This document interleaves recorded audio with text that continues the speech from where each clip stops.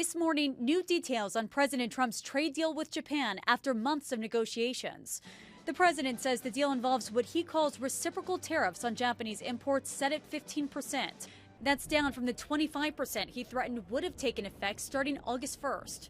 He did not specifically mention automakers in the announcement, but reports from the Japanese broadcaster NHK and others say the auto tariffs, which took effect in April, will also drop from 25% to 15%. Auto exports to the U.S. made up nearly 30% of all shipments from Japan last year. But automakers are struggling. Both General Motors and Jeep maker Stellantis just announced billions in losses as a result of Trump's tariffs. They're still paying a 25% tariff on imports from their plants in Canada and Mexico. Trump says Japan will also invest $550 billion in the U.S. However, he did not elaborate on what those investments might be.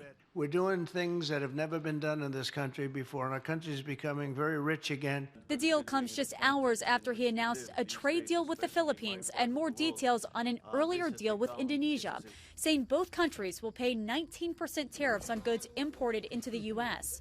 But a trade group representing the footwear industry saying the new deal could still lead to higher shoe and sneaker prices, just as kids head back to school.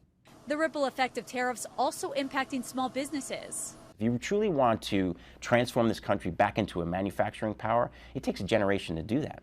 And that takes investments in education, in literally equipment and technology. But that just doesn't happen within a few years of implementing tariffs. It comes as a new AP poll shows 60% of Americans disapprove of the way Trump is handling the economy, and nearly half of adults believe Trump's policies have done more to hurt them.